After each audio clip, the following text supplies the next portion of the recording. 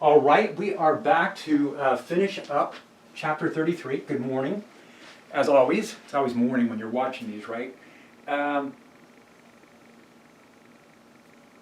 So we had been looking at magnifiers, and we had gone through the derivation of our formulas down here. And I hope along the way, too, this is a derivation worth paying some attention to, because we want to understand what angular size means for an object. How do I calculate an angular size? And what does angular magnification mean? So make sure you're clear on those. What we're going to do is look at an example with our magnifier. So the power of the magnifying glass, the magnifier, this is the formula that we came up with. We said if the eye is relaxed, then the angular magnification is given by n over f. If the eye is also focusing, is straining to try and help give more magnification, then we can boost that angular magnification value to n over f plus 1. And here's our example. It says we're going to use an 8 centimeter focal length converging lens as a jeweler's loupe. I don't know what that means. It's just a magnifier. So we're going to use it as a magnifier. I think magnifier sounds more distinguished than magnifying glass. Magnifying glass sounds magical. Anyway, either way is fine. Let's see. If the person's eye is relaxed, what's the angular magnification? They left out the word angular. They need to get that angular in everywhere. I should have added it. I've gone through and edited a lot of these slides. So I just, I plugged the numbers in. So I put in 25 centimeters into those formulas on the last page. I got 3.125. And then it says what happens if the person is using the converging power of their eye to give it a boost. And we're going to get a boost of 1. And that's going to give us, so that's the range of angular magnifications that you can get with this 8 centimeter converging lens being used as a magnifier, which means I place it right against my eye, and then I bring the object in to the near point from the image, where the image is as close as I can focus on it. That's how much magnification I will have, compared with if I don't use the magnifier and I can only bring the object 25 centimeters from my eye. Okay. Ooh, telescopes. Okay. So we're going to take a look now at some telescopes, and we're going to take a look at some microscopes. And what we're going to find is that kind of understanding kind of the simplest versions of telescopes and microscopes. I think microscopes tend to be probably more complicated than what we're presenting here with several layers of lensing. Telescopes can be pretty simple. So in any case, we're going to use a refracting telescope. It consists of 2 lenses. Now, we've done 2 lenses. We've looked at those examples where you have successive lenses, and you take an image that the first lens produces, and then you run that through the second lens as an object, and you create a second image. So there's a first object and first image. First image becomes second object, and then that second object going through lens gives us an eventual image. Now the formula looks like this. I'm going to get 2 lenses, and the angular magnification that we get is going to depend on the 2 focal lengths, and that's it. Just depends on the 2 focal lengths. So that's kind of interesting. It's a pretty simple formula. How does it turn out to be so simple? There's what's called an objective lens and an eyepiece lens. So let's take a look and see what we're going to find. Well, let me say this too up front. The objective lens is going to, we're going to use the lateral magnification formula to find out what the objective lens is doing. And then what we're going to do is we're going to pick that up, what the objective lens gives us, and we're going to use an eyepiece or a magnifier. So the eyepiece is really kind of a magnifier.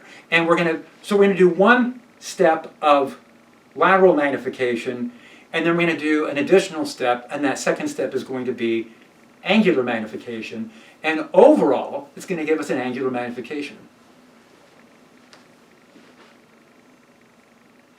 All right, here is their diagram, which I think is pretty good. So we've got these parallel rays coming in from, well, basically infinity, right? If I got my telescope set up, and there is Jupiter, and Jupiter is a billion kilometers away or something, but that satisfies the infinity condition here, right? So we're going to say that the object itself is really, really, really far away, and then we're going to pass it through an objective lens. Now what's going to happen is, Jupiter is really big. We're going to pass it through an objective lens. Now, this might be a little disappointing, but the image that we generate is going to be much smaller than the actual planet. And you go, well, of course, there's not much to be done about that. But we're going to find out we're still in good shape here. So the planet was enormous. And what we're doing is we're creating a little tiny image of that planet using this single converging lens. And that's, hey, we've done this, right? So we know how to calculate object distances and image distances and focal lengths and show how they're all related. Now, since this object is so far away, this di, now this is really di, right? It's the image distance, but the image distance is basically going to be given by the focal length of the objective lens. So I can take this di, and I should have written this in, and set it equal to the focal length. All right. Now, that's going to give us an image. Now we're going to bring in a magnifier, and we're going to bring the magnifier in so that its object, which is right here, that's what we're looking at with the magnifier, is going to be pretty much right at the focal length of this eyepiece lens, of this magnifier eyepiece lens. Now that gives us a relaxed eye. If I place the object for the eyepiece at the focal length of the eyepiece, then the image is going to be out here at infinity. So the image is going to be way, way, way far away. And this is the angular size we are now going to have. So pay attention to this. This is the angular size we have now for the image that we're looking at through our telescope. Now, this angular size is going to compare with what angular size do I have when I just look at Jupiter in the sky. Because in this case, I can't bring Jupiter into my near point. I would like to take Jupiter and bring it in so that it's only 25 centimeters from my eye. That would give me a lot of detail on Jupiter. But with telescopes, with astronomy, the near point is no longer 25 centimeters. The near point is a billion kilometers. That's the closest I can bring that object to my eye. I can't bring it any closer. It's going to stay at that distance. Let's see how that works in the math. So here's the setup for the telescope. Here is the objective lens. Here is the magnifier, or eyepiece lens. And I actually wrote down these numbers. This is the Laney telescope. I don't think we ever got that out in Physics 4A or Physics 4B. Anyway, the properties of the Laney telescope, I should have gotten a picture of it and added that in, is it's just a one you can lift up and carry around. It's not an enormous telescope. The objective lens is listed as 5,000 millimeters, and the eyepiece, there's different eyepieces you can put in, but kind of the standard eyepiece that you work from is 25 millimeters. We can get shorter eyepieces which give us more magnification, but then we're kind of at the limit of the lens properties of the telescope. So, you guys probably know from, if you go to a store and you do telescope shopping, you go, oh my gosh, this telescope's like $40. I can afford that. And you take it home, and if you look at something like Jupiter with it, and it says that it has, magnification of 200. And you go, wow, that's amazing. And you take it home and you find out that everything's blurry. And that's because with telescopes, you kind of have to pay for lens quality. So unless the lenses have been very carefully crafted so that they have very uniform radiuses of curvature the image is just going to be blurry. You have to have the whole surface of the lenses and the mirrors. If it's and most telescopes now have instead of two lenses, the first optical thing is a mirror. You have to have really high precision on those in order to get a sharp image. So that's kind of what you pay for. So I think the Laney telescope, now we've had this for 15, 20 years. You know, it was over $1,000. It was, you know, a couple $1,000 or something. Anyway, but you guys are worth it because we've used that a lot in our astronomy class, and if we weren't distanced, you know, and typically during a semester we set up a date just to invite all the physics students to come and look at some objects. You know, the moon is amazing, just with our very modest telescope. Jupiter, you can see all the moons. I don't know if you guys were following recently in the sky. It was in the news of Jupiter and Saturn lining up.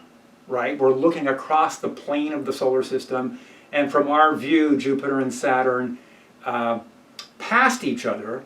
They're both kind of moving in the same direction as viewed from Earth, but Jupiter caught up and went ahead of Saturn a few weeks ago, right back on winter solstice. So anyway, it's great. This telescope, during that time, you could get this telescope out, take a look through it. You can see Jupiter. You can see all the bands of color. You could see 4 of the large moons, the Galilean moons of Jupiter. You could see Saturn. You could see its rings. Okay, not huge, but you know, you have to slow it down and pay attention. And as you look at it, you can start to see more and more detail. Okay. Anyway, these are the numbers for the Laney telescope. And what that tells us, jumping ahead, I guess I shouldn't do this. Let's jump ahead. From the formula we wrote down, that gives us a magnification of 200, and that's enough magnification, as I said, to see some of these details. We see Venus. You can see crescent Venuses because of its position relative to which part of Venus is being illuminated from the sun and which part is nighttime. So you know, if we get back by fall, if we get back on campus or something, we'll have to start doing these viewing nights again. Anyway, this is using the formula. Let's see how we derive it. So, okay. So what we're going to do is we're going to start off by saying there is an angle. Now this diagram is a little different from the one before if you go back. What we're doing on this one is more like the ray diagrams we did earlier. So this angle, theta naught, is the angular size of Jupiter if I don't use the telescope. And if you don't use the telescope, hey, Jupiter is this tiny, tiny, tiny object in the sky. And its angular size is going to be given by its diameter divided by the distance. And so I can look up the size of Jupiter, look up its diameter, look up the distance to Jupiter. Now, we're saying it's about infinity, but we can't put infinity in. We actually do have to calculate a number here. So I actually have to look up, you know, what is the distance out to Jupiter compared with its size, and that'll give me an angular size of Jupiter in radians. So that calculation would come out in radians. So that becomes our reference angle. That's how well I do not using my telescope.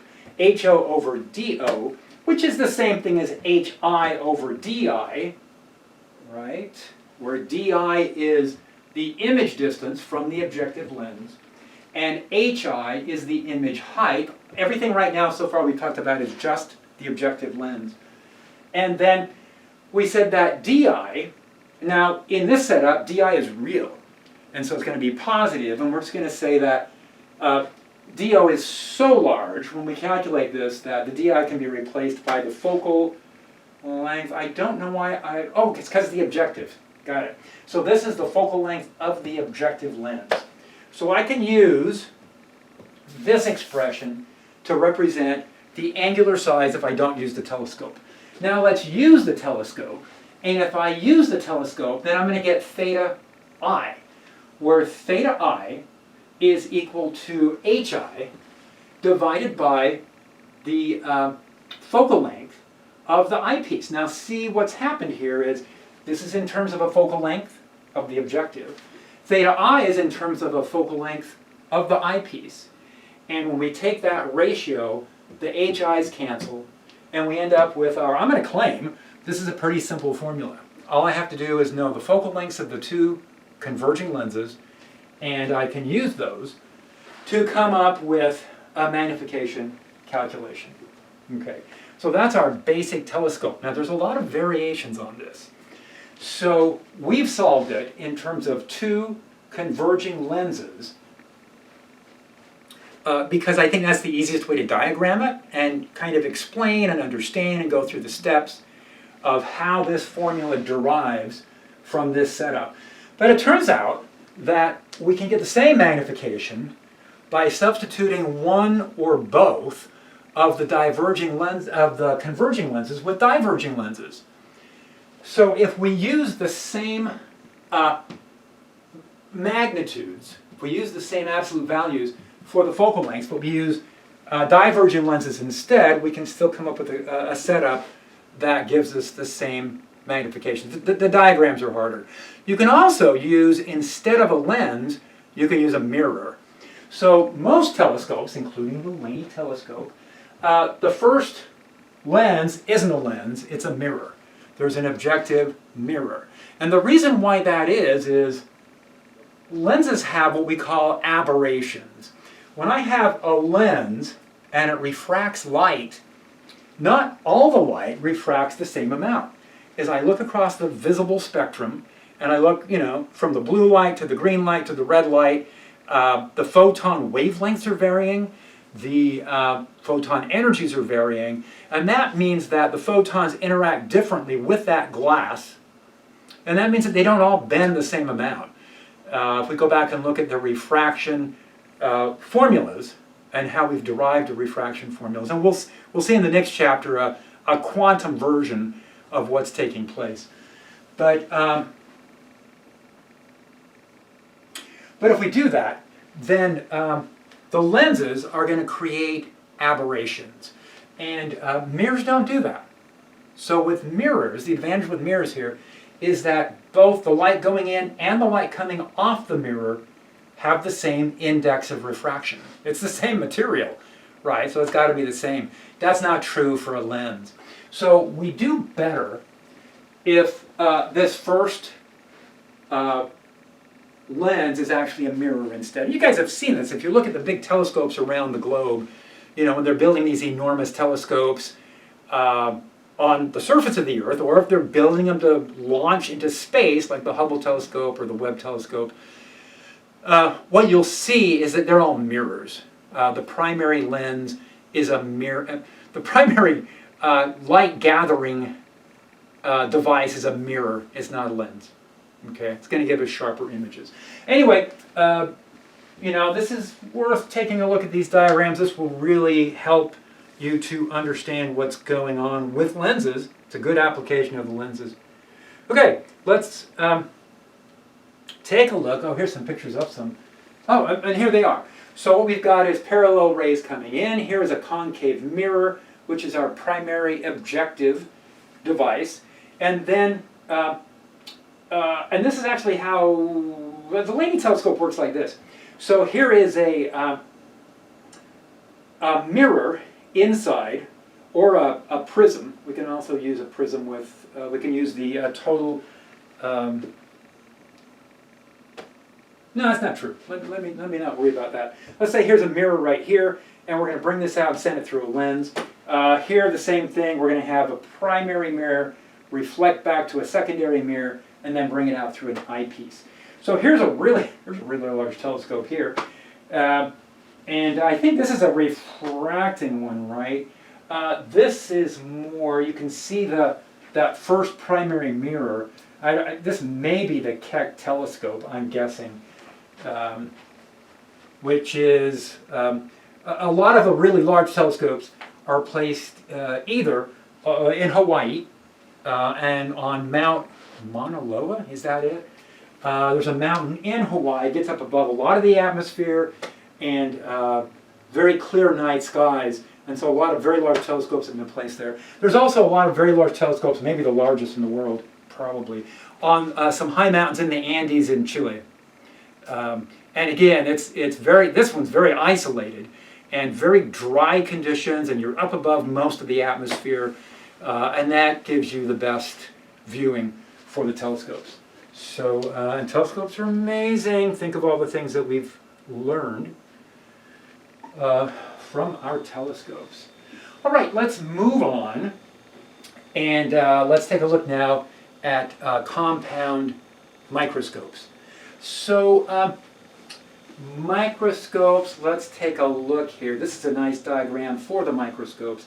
Again, we're going to try and do this all with just two lenses, as kind of the simplest example of a microscope. And we're going to use the same definition of angular magnification to understand the magnification properties of the microscope.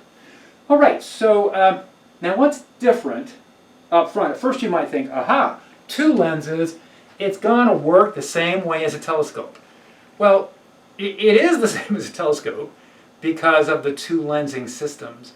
But the placement of the object changes everything. And let's take a look and see how that works. When we were building a telescope to look at Jupiter or Saturn or whatever, or the Andromeda Galaxy, the object was really, really far away and there was nothing we could do about it. But with a microscope, the object can be placed wherever we want it. And so with a microscope, instead of having the object at infinity, we're actually going to place the object very, very close to the focal length of our objective lens. And it's going to turn out that the objective lens, instead of having the objective lens have a very, very long focal length, we're going to want the objective lens to have a very, very short focal length. By having a very short focal length here and placing the object very close to its focal point, we can generate an image between the two lenses that is much, much, much, much, much, really much, much larger than the object itself. So now we are using this to get a really large image size compared with the size of the object that we're working with. So what that says is we want this distance to be really large, because as we place this closer and closer to the focal point, that's going to give us an image that's farther and farther away from the lens, and it's going to give us more and more magnification. So we want to get as much lateral magnification as we can with that first lens. Now, in practical terms, we can't make the microscope too big. We don't want to make it enormous. And so what we're going to do is define a length of the microscope as the distance between the objective lens and the eyepiece. Now, we're going to do the same thing as we did with the telescope, and that is, once the objective lens has generated its image, we're going to use a magnifier or an eyepiece lens to give us angular magnification of that. So the idea here is place the object close to the focal point, get a really big image, as big as you can get, and then use an eyepiece to make it even bigger. Okay, a magnifier to make that even bigger.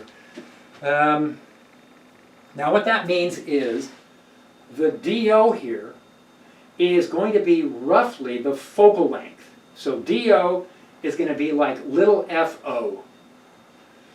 The eyepiece, we're going to place the eyepiece very close to, we're going to place the eyepiece such that the focal point for the eyepiece is at the location of the image, and that's because we're following this convention of having a relaxed eye. We want our eyes to be relaxed when we're using a magnifier. Okay, so keep that in mind. This distance is going to be the focal length of the eyepiece, and this distance is going to be the focal length of the objective. And that says that this distance right here is going to be L minus the focal length of the eyepiece. So those are the things to keep in. You guys can flip back and forth, and I'll probably be doing the same thing here. All right, I hope I got most of that copied over onto this diagram. So here is the DO, and we're going to say this is essentially the same thing as the focal length here. The distance out to the image is di, and the di is going to be given by L minus the focal length of the eyepiece. Once we get to the eyepiece or the magnifier, we're going to place the lens a distance focal length eyepiece away. All right, let's get back to our reference. What's the best I can do if I don't use my microscope? And if I don't use the microscope, what I can do is I can place the object at my near point. Now I couldn't do that with Jupiter, so that didn't happen with the telescope. But now with the microscope, I can place the object at 25 centimeters. I can imagine doing that and use that as my reference. So the reference size for the reference angular size of my object is HO over N.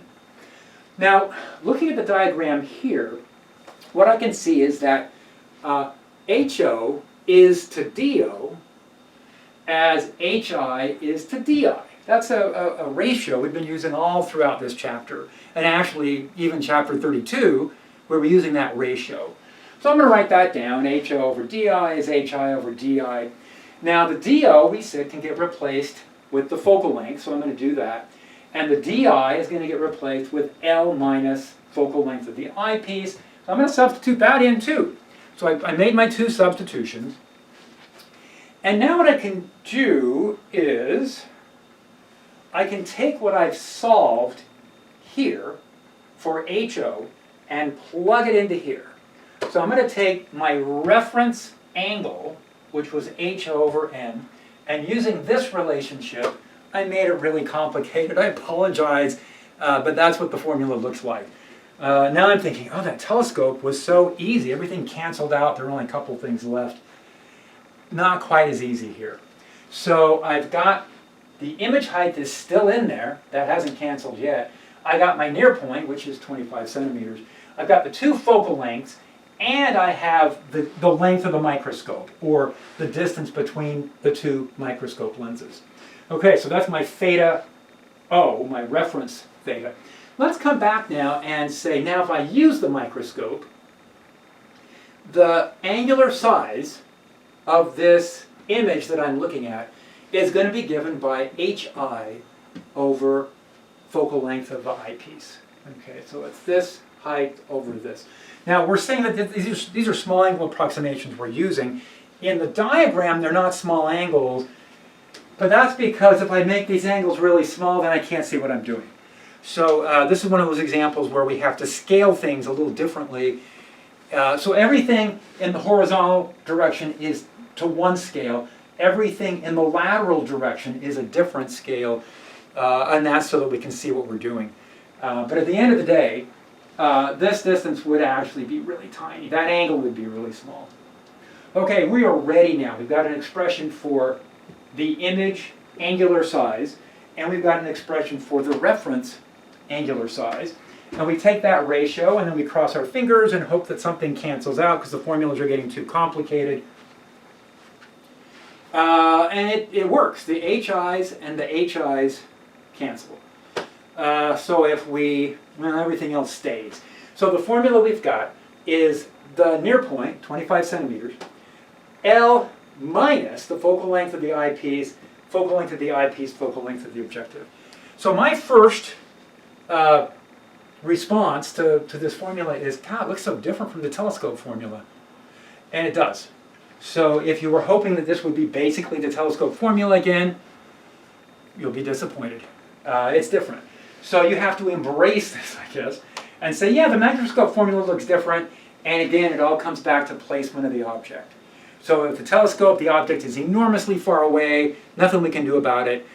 With the microscope, we're back to, hey, I can take this object and place it really close to my lens. Okay, all the differences generate from there. So this is the official formula, and in a lot of cases, the eyepiece focal length is super short, and L is actually much, much bigger, and they just drop that out. So below, I've put an alternate formula that you're welcome to use. I think you're welcome to use either one of those. So again, I need to know the focal lengths of the two lenses, and you go, of course. I need to know how far those have been placed away from each other, And then the near point is just a standard number, the 25 centimeters. All right. So here it is. I wrote these down. So I typeset these, and I'm kind of, I like the typeset version, but it turns out that the typesetting takes a little time. Anyway, here are the formulas. Here is the official exact formula, and here is an approximation formula that works pretty well. All right, let's try practicing some of these formulas. Did we skip a telescope example? Oh no, we did the telescope. Never mind. We did the Laney telescope, right? We did the example right at the same time. Okay, good to know. So here, oh, we already derived that. Because I do want you guys to practice setting up these diagrams and take a look at how these formulas are derived, and then be able to, here we go, compound microscope, which means our two-lens microscope. Now this is a little weird because instead of telling us the focal lengths, look at that, they gave us a magnification. Now, how am I to interpret the magnification of individual lenses? And the magnification for individual lenses is, I don't think they should have given that to us, but they did. I wouldn't do that to you guys. I would just give you the focal lengths, okay? But in this example, and I thought it was worth going through. So we'll see how we're going to take this 10 and convert that into a focal length, because that's what we need for our formula. Now, it's a 50 magnification objective lens. So again, I got to convert that over into a focal length. And then finally, well, you know, here is L. L is 17 centimeters. So at least they told us what the distance is between the two lenses. It's 17 centimeters. Now they want us to get the overall magnification. Okay, what's your guess on this? If I take something of 10 magnification and 50 magnification and I combine them into a compound microscope, what's the overall magnification going to be? And kind of by definition, it's going to be 500. I will get the combined effect from the objective and with the magnifier. So both of those, I'm going to get 500. So that was easy enough. What is the focal length of each lens? And we said, oh yeah, that's actually what we're going to need to do in order to go in and understand this in terms of the formulas that we've derived. Now, in part C, since they've kind of already told us the magnification, the position of the object, they want us to find that when the final image is in focus. So they're actually asking us this, that we've already solved. I guess they kind of told us how to do the magnification. But now they're going to say, where should I put the object in comparison to the objective lens to create this effect? Because if I place it at different locations, I won't necessarily get the same magnification. This 10 magnification on the eyepiece is based on a relaxed eye viewing through a magnifier. But we're going to find that this 50 factor on the objective lens depends on the placement of the sample. So if the sample's at a different location, we won't get 50 magnification with that lens. So let's take a look and see if we can find our way through this. So I've got everything set up here. Here is the DO. I'm saying it's about focal length, but it's not going to be exactly the same of the objective. So we're going to have to come back and tweak this a little bit. Here is the DI. Here is the focal length here. Now, in part A, here's part A. So here's my formula. Here is the distance. It's claiming that this factor is going to give us a factor of 10. Now that just depends on the near point, which is 25 centimeters, and the focal length of the eyepiece. So that's easy enough, I hope, to determine what the eyepiece is. So that factor of 10 from the eyepiece, or the magnifier. But now I'm going to get this factor of 50 from the objective lens, and that is going to depend, let's go through and see how that works. And so in part A, I just took the two numbers and got the 500 magnification. We already talked about that from the beginning one. Now I'm going to go after those focal lengths. So what we've got is n over focal length E is a factor of 10. And so I'm going to solve for the eyepiece. The eyepiece then is going to be 2.5 centimeters. That's a pretty short focal length. And that's the same thing. A lot of times these are going to be listed in millimeters instead. So the eyepiece that I'm using, or the magnifier on my compound microscope, is going to have a focal length of 25 millimeters. That's the plan, at least. Okay, so there's the 25 millimeters. Now let's do this. Let's take this other factor right here, which they claim is going to be a factor of 50. I'm going to go in and set this equal to 50, and then I'm going to solve for it. So I'm going to go in and put in the 17 centimeters for L and the 2.5 centimeters that we just calculated. See how this is also depending on the eyepiece. And so this is coming out to be 2.90 millimeters approximately. Now it's a bit of an approximate formula. That's not exact. We didn't go through. We're still working at this point from the approximation that the FO is going to be very close to the DO. Okay. But that is really short. So, and this is one of the issues we run into with building microscopes, is getting these really, really short focal length lenses to work from. So by having a lens with a focal length of just a couple millimeters, I'm going to go back and look at our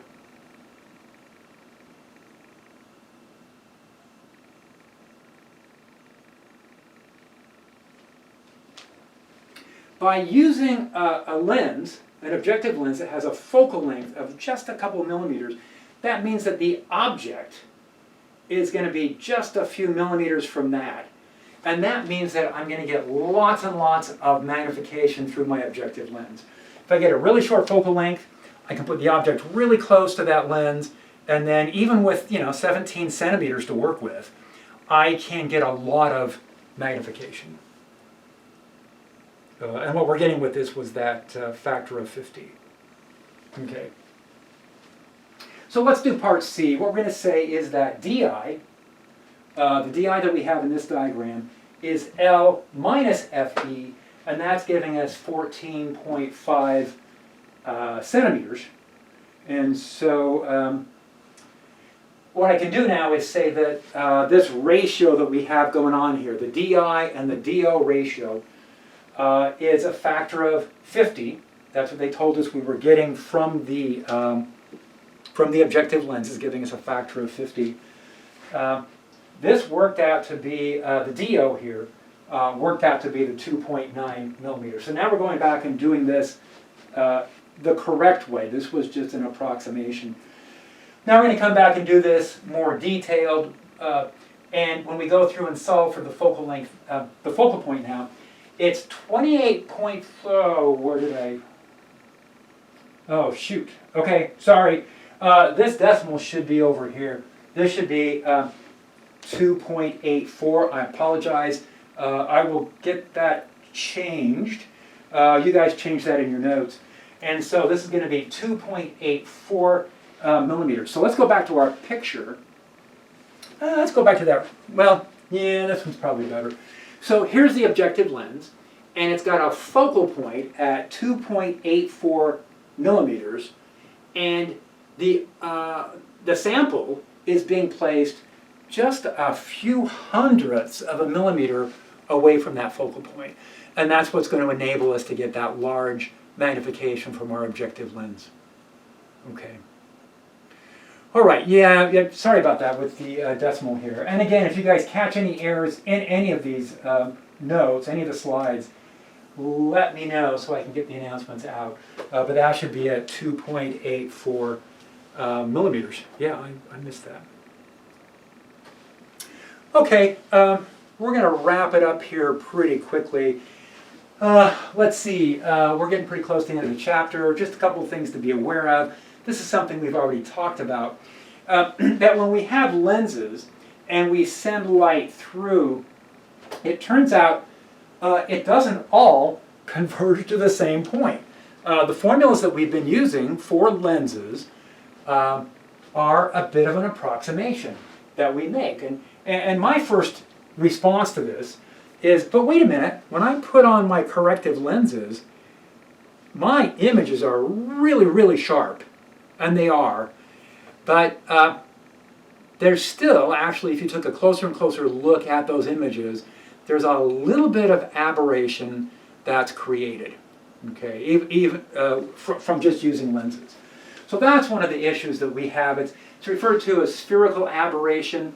There's not much we can do about this because if we're using a lens with many different distances to it, so I can use a lens for near objects and far away, I can't make the lens so that it works for, it avoids this aberration at all distances. Something to be aware of. Okay, another aberration that takes place with the lenses is that you're going to distort the image a little bit. So these are two different types of distortions that can take place from using lenses. They don't quite bring everything back so that, so you can either have a little bit of extra magnification in the center of your image or a little bit of extra magnification around the edges. So it's not Cartesian, it's not Euclidean. Another issue that we have with lenses, so we you guys learned all these formulas. You don't have to worry about any of this stuff in any of the homework problems or any of the exams. This is purely something for you guys to be aware of. If you find yourself in the future working with different lensing systems, you want to be aware of the different types of aberrations that are possible. This we talked about too a little bit, is that depending on which part of the spectrum we're looking at, the high energy photons in the blue end or the lower energy photons in the red end, they don't interact with the glass the same way. And since they don't interact with the glass in the same way, they don't slow down the same amount, and that leads to differences in refraction angle. So the refraction angles are going to vary, and this diagram is red, white, and blue. Never mind. So this is just saying that we've got the full spectrum from red, orange, yellow, green, blue, violet, everything's there. And it's just showing that you're getting different refraction effects depending on different parts of the spectrum that's showing up. Now, one way around this, and this gets used in a number of devices, certainly in telescopes, is you can put on a filter. You know, if you're willing to take an image that only uses a narrow range of wavelengths, you know, say, let's put on a blue filter, so only the blue part of the spectrum goes through, well, the image is going to turn out to be blue, but the red lines here will be gone, and then we'll get rid of this chromatic aberration from using the full range of the visible spectrum. All right, now this is actually pointing to a solution, and this is kind of getting beyond my expertise with lenses. I don't have a super amount of expertise with working with lenses, but in lensing systems, this is where you can start adding additional lenses in.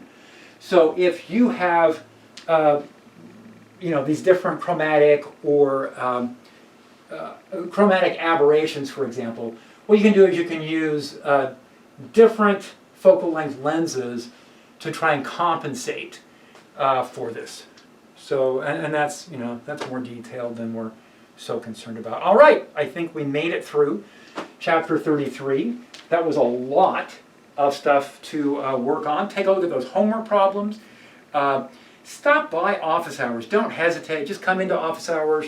Let's get, questions looked at that you might have. So, let's see if we got everything here.